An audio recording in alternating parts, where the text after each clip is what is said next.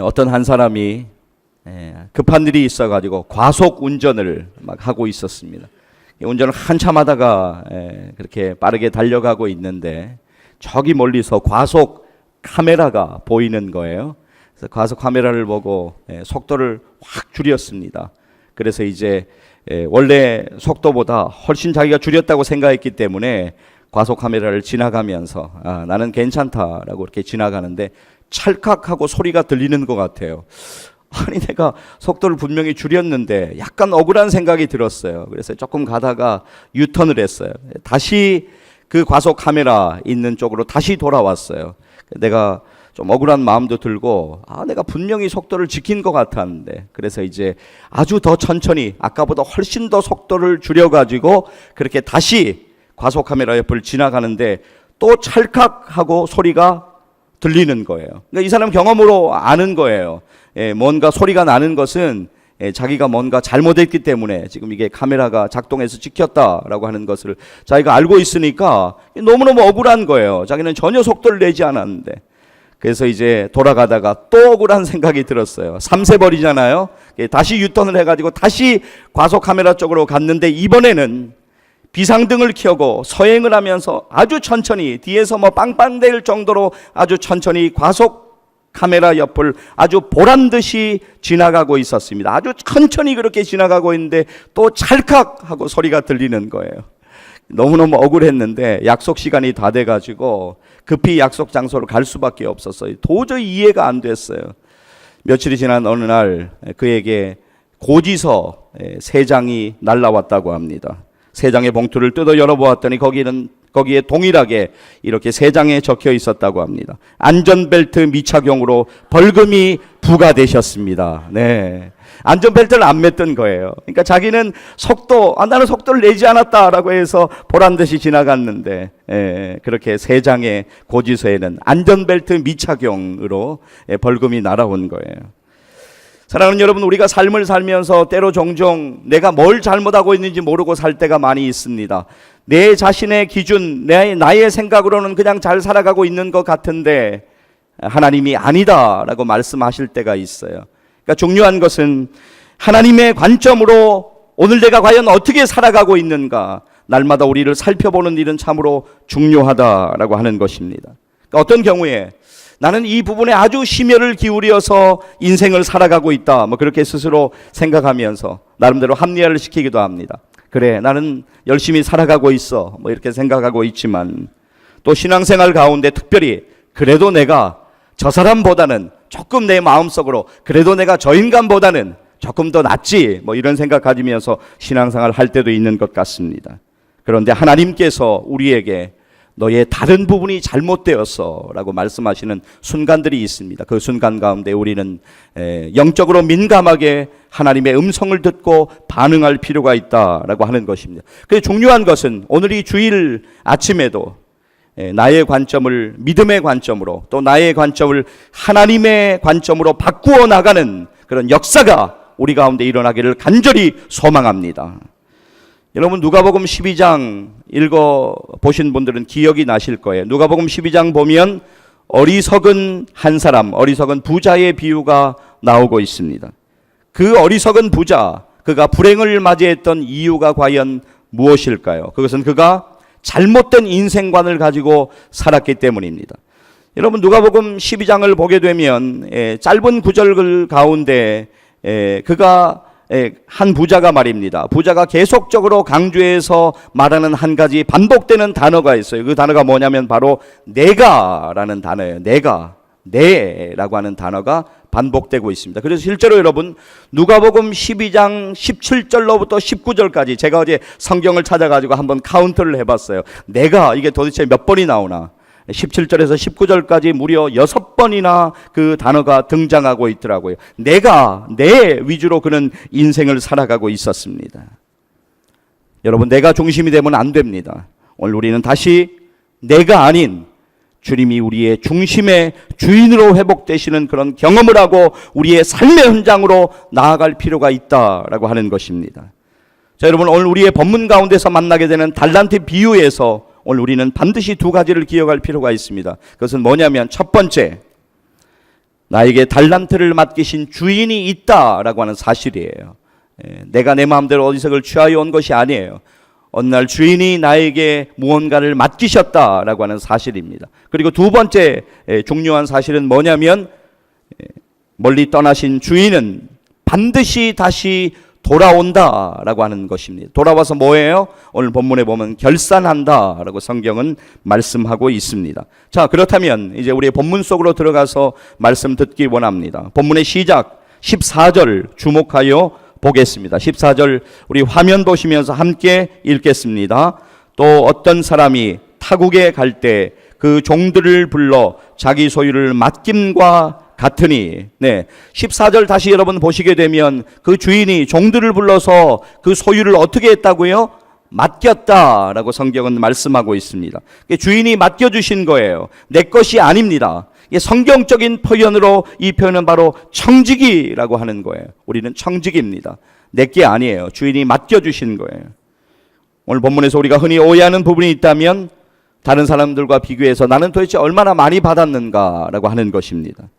오늘 본문에서는 한 사람에게는 5달란트, 또 한 사람에게는 2달란트, 그리고 또 한 사람에게는 1달란트를 주고 주인은 떠나셨다고 말씀하고 있는데, 이 본문 말씀을 보면서 우리가 오해하는 것은 어떤 분들은 이런 생각을 할 경우가 있어요. 그러면 나는 도대체 몇 달란트 받은 인생인가, 이런 생각에 빠질 때가 있습니다. 그러나 그것은 성경이 우리에게 말씀하고자 하는 중요한 포인트가 결코 아닙니다. 중요한 것은 나에게 맡겨주신 것을 내가 어떻게 관리하고 있는가라고 하는 것입니다. 주님이 우리 모두에게 사명을 맡겨주셨어요. 그 사명을 오늘 나는 과연 어떻게 감당하고 있는가라고 하는 것입니다. 오늘 본문을 읽어 내려가다 보면 5달란트 맡은 자와 그리고 2달란트 맡은 자는 주인에게 칭찬을 받았는데 1달란트 맡았던 자는 책망을 받습니다. 적게 받았기 때문에 책망을 받은 것이 절대로 아닙니다.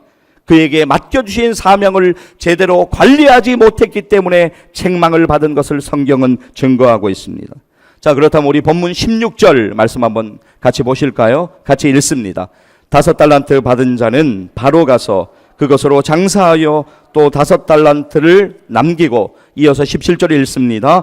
2달란트 받은 자도 그같이 하여 또 2달란트를 남겼으되, 그리고 이제 18절 말씀 함께 우리 또 읽으시겠습니다. 1달란트 받은 자는 가서 땅을 파고 그 주인의 돈을 감추어 두었더니, 한 달란트 받은 사람이 왜 이랬을까? 우리는 두 가지의 이유를 추측해 볼 수가 있습니다. 첫 번째, 그는 지금 주인을 상당히 오해하고 있었다라고 하는 것입니다. 주인을 오해하고 있었어요. 주인의 생각을.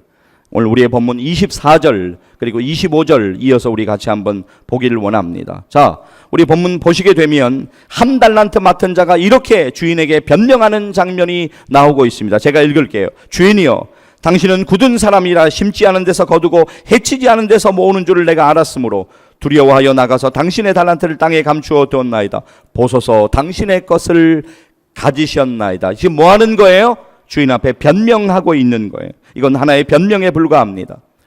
여러분, 우리가 성경을 볼 때 전후의 문맥을 살펴보는 것이 정말로 중요합니다. 오늘 우리의 본문을 중간에 놓고 전후의 문맥을 살펴보게 되면 주님께서는 아주 중요한 사실 한 가지를 우리에게 말씀하고 있습니다. 그것은 뭐냐면 다시 주님은 돌아오신다라고 하는 것입니다. 재림주로 이 땅에 오실 것을 분명하게 말씀하시면서 그때를 준비하면서 깨어 있어야 한다라고 말씀하고 있는 것입니다.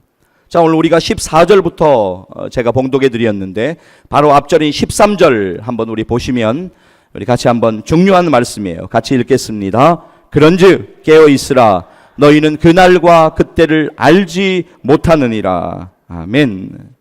예, 그리고 또 한 가지의 중요한 이유가 있죠. 한 가지의 중요한 이유는 뭐냐면 1달란트 맡았던 그 종은 주인이 아마 돌아오시지 않을 거라고 생각했을 가능성이 아주 큽니다. 그러한 그에게 주인은 말씀하십니다. 자, 마태복음 25장 26절에서 주인이 1달란트 맡았던 종에게 이렇게 말씀하십니다. 악하고 게으른 종아, 나는 심지 않은 데서 거두고 해치지 않은 데서 모으는 줄로 내가 알았느냐? 그러면 내가 마땅히 내 돈을 취리하는 자들에게나 맡겼다가 내가 돌아와서 내 원금과 이자를 받게 하였을 것이니라.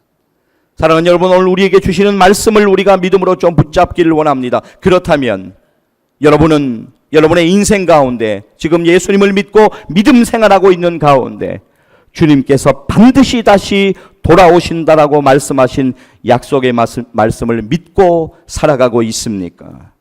사랑하는 여러분, 우리는 그날과 그때를 도무지 알지 못합니다. 왜냐하면 성경에서 그것을 말씀하고 있어요. 그러니까 그날과 그때를 안다라고 하는 것은 전부 다 이단이에요. 우리가 이 사실을 정말로 믿고 그날과 그때를 알지 못하지만 주님 반드시 다시 돌아오셔서 우리를 결산하실 날이 있다라고 하는 것을 믿고 사는 것은 참으로 중요한 일입니다. 그러나 그보다 더 중요한 일이 있어요. 그것은 그분이 돌아오셨을 때, 그리고 그분 앞에 반드시 심판의 시간이 있고 결산의 시간이 있다라고 하는 사실을 믿고 살아가는 것입니다. 이것이 바로 성경이 말하는 종말론적인 신앙을 가지고 살아가는 것입니다. 여러분, 그런데 이단들 때문에 이 종말론적인 신앙이 왜곡되어서 우리 가운데 이해될 때가 많이 있는 것 같아요. 그래서 종말론적인 신앙으로 살아야 된다라고 하면 약간 좀 이상하게 들릴 때가 있어요. 그러니까 왜냐하면 이단들이 이런 이야기 많이 하잖아요. 이제 종말 되었으니까, 마지막 때 다 되었으니까 집도 팔고 뭐 차도 팔고 가정도 떠나고 집도 떠나가지고 삶의 자리에서 떠나라, 그리고 산으로 올라가가지고 모이자, 뭐 이런 이야기하거나 네가 가진 전 재산 다 팔아가지고 바치고 우리 뭐 마지막을 준비하자, 뭐 이런 식의 말도 안 되는 소리를 하고 있는데 이단들이 이런 소리 하니까 우리가 헷갈리게 되는 거예요. 그러나 여러분 분명히 기억하세요. 성경이 우리에게 말씀하시는 종말론적인 신앙의 본질은 무엇이냐?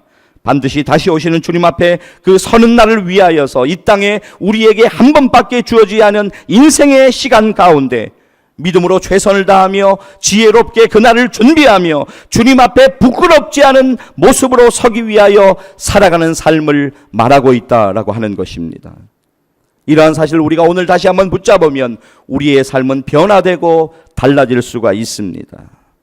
오늘 본문에서 5달란트 받은 자, 그리고 2달란트 받은 자를 향하여 주님이 칭찬하시는 장면이 나오고 있는데, 오늘 우리의 본문 21절 그리고 23절 보시면 주님의 칭찬, 주님의 말씀이 나오고 있는데 21절과 23절이 단 한 글자도 틀리지 않고 동일합니다. 그래서 우리가 그렇다면 23절을 우리 같이 한번 좀 읽어봤으면 좋겠습니다. 23절 같이 읽습니다. 그 주인이 이르되 잘하였도다 착하고 충성된 종아, 내가 적은 일에 충성하였음에 내가 많은 것을 내게 맡기리니 내 주인의 즐거움에 참여할지어다 하고. 자, 여러분 중요한 것은 이것입니다. 주인이 지금 보시는 것은 과연 그 사람이 몇 달란트 맡았는가라고 하는 것이 아닙니다. 그 사람이 적은 일에 충성했는가라고 하는 것을 주인은 지금 평가하고 계십니다. 착하고 충성된 종아. 여러분, 여기서 충성이라고 하는 단어 오늘 우리는 반드시 붙잡을 필요가 있습니다. 이 충성이라고 하는 단어를 원어에 가장 가깝게 번역한다면, 그렇게 표현한다면 이 충성이라는 단어는 믿음직스럽다라고 하는 단어로 표현할 수가 있겠습니다. 헬라어 피스테라고 하는 이 단어, 믿음직스럽다라고 하는 이 단어, 이 말은 원어로 들어가 보면, 그러니까 우리가 믿음직스럽다라고 하면 누구가 믿음직스럽다라고 하는데, 헬라어의 원어의 뜻을 보면 내면의 성실함을 강조하고 있습니다. 믿음직스럽다, 성경에서 충성이라고 말하는 것은 내면의 성실함을 강조하고 있다라고 하는 것입니다. 여러분, 실제로 믿음이라고 하는 단어가 충성에서 나온 것을 여러분 기억하실 필요가 있습니다. 겉으로도 중요해요. 우리의 겉모습이 필요 없다는 거 아니에요. 겉모습도 중요합니다. 그러나 더 중요한 것은 내면의 성실함이에요. 내가 주님을 진정으로 사랑하고 있는가? 내가 나에게 맡겨주신 그 일에 정말 내가 최선을 다하며 그렇게 살아가고 있는가? 교회에서 주님의 몸된 공동체를 통하여 주신 여러 사명들이 있을 것이고, 또 우리의 삶의 현장과 일터에서 주신 사명들 가운데 나는 오늘 그 사명을 어떻게 감당하고 있는가? 내면의 성실함으로 과연 감당하고 있는가라고 점검하는 것은 참으로 중요하다라고 하는 것입니다. 여러분, 고린도전서 4장 1절에서 2절 말씀 아마 기억하실 거예요. 우리 같이 한번 오늘 믿음으로 읽기를 원합니다. 함께 읽겠습니다. 사람이 마땅히 우리를 그리스도의 일꾼이요 하나님의 비밀을 맡은 자로 여길지어다. 그리고 맡은 자들에게 구할 것은 충성이니라. 아멘. 여러분, 오늘 이 말씀을 들으면서 우리는 하나의 다짐을 할 필요가 있습니다. 주님, 남은 생에 주님 앞에 부끄럽지 않은 모습으로 더 충성하고 싶습니다. 도와주시옵소서. 이런 기도가 우리의 마음 가운데에서 드려지기를 간절히 소망합니다. 사랑하는 여러분, 오늘 우리들은 재직 임명주일로 하나님 앞에 예배드리고 있습니다. 오늘 임명장 받지 않으신 분들, 작년에 이어서 여러 사명을 감당하고 계신 분들이고, 오늘 임명장 받으신 분들은 새롭게 혹은 감당하고 있는 일에 하나나 둘을 더하여서 사명을 받고 임명장을 받으신 것입니다. 크리스탈 상패 같은 임명장이 아니라고, 가치 없다고 생각하지 마십시오. 주님이 맡겨주신 사명, 주님이 맡겨주신 그 직분, 주님이 맡겨주신 그 헌신의 일들을 소중하게 생각하시기를 바랍니다. 여러분, 이거 얼마나 큰 은혜인지 모릅니다. 우리처럼 연약하고 무익한 종들에게 사명을 맡겨주신 주님, 우리가 무엇 잘나서 주님이 우리에게 사명 맡겨주셨겠어요? 주님의 은혜 떠나면 우리 아무것도 아니에요. 진짜 마른 막대기, 마른 풀보다도 못한 우리의 존재를 깨달을 필요가 있습니다. 우리 같은 연약하고 무익한 종에게 주님이 무언가를 맡겨주신 그 사실만으로도 우리는 하나님께 감사해야 합니다. 그리고 본문 23절에서 우리가 읽은 것처럼 주인이 그 2달란트 맡은 종에게, 그리고 5달란트 맡은 종에게 그렇게 칭찬하시고 축복하셨던 동일한 말씀을 듣기 위하여 우리는 주신 사명들을 믿음으로 감당해 나가야만 하는 것입니다. 필립스 브룩스라고 하는 사람이 있는데 그가 했던 말 가운데 제가 좋아하는 말이 있어요. 제가 좀 읽어드릴게요. 능력에 맞는 일을 하지 말고 일에 맞는 능력을 구하라. 여러분, 이 말의 뜻을 여러분 아마 이해하실 겁니다. 예, 그렇습니다. 능력에 맞는 일을 구하는 것이 아니에요. 일에 맞는 능력을 달라고 우리는 하나님 앞에 기도해야 합니다. 사랑하는 여러분, 여러분이 여러분의 힘으로 여러분에게 주신 사명과 달란트와 여러분의 일들을 감당할 수 있을까요? 잠시 잠깐 하는 것처럼 보일 수 있겠지만 이내 실망하고 절망하고 좌절하고 뒤로 물러나게 되는 것이 우리의 연약함입니다. 그러하기에 우리는 주님의 은혜와 주님 주시는 능력을 믿음으로 구하며 기도해야 돼요. 주님 주시는 능력, 힘이 보면 그제서 우리는 충성할 수가 있는 거예요. 왜냐하면 주님이 주시는 그 힘, 우리로 하여금 그 사명을 감당하게 하시는, 이 땅 가운데 참으로 여러 가지 복잡한 문제가 있지만, 그리고 주님 주시는 사명 감당하기에는 내가 벅찰 때가 있지만, 그러나 주님이 우리로 하여금 감당할 수 있는 힘을 주시고 지혜를 주시고 능력을 주시면 우리는 감당하게 될 것을 믿습니다. 사랑하는 여러분, 벌써 올해 한 달의 시간이 지나갔습니다. 어떻게 살았는지 바쁘게 그렇게 뛰어다니다가 지나간 한 달의 시간입니다. 인생은 이처럼 참으로 빠르게 지나가고 있습니다. 그리고 우리는 모두 마지막의 순간을 맞이하게 될 것입니다. 내 인생의 마지막의 순간이 왔을 때 주님, 정말 주님 말씀 부여잡고 후회하지 않기 위하여 믿음으로 최선을 다하여 살아왔습니다. 그렇게 고백할 수 있으시겠습니까? 사랑하는 여러분, 하나님이 여러분에게 주신 은혜를 제발 감사하며 사시기를 바랍니다. 그리고 주님 주신 사명 믿음으로 충성하며 감당하시기를 바랍니다. 우리는 반드시 결산의 날을 맞이하게 될 것입니다. 결산의 그날을 믿음으로 준비하여 착하고 충성된 종아 라고 말씀하시는 주님의 칭찬 들으시는 복된 삶을 사시기를 주님의 이름으로 간절히 축원합니다. 기도하시겠습니다.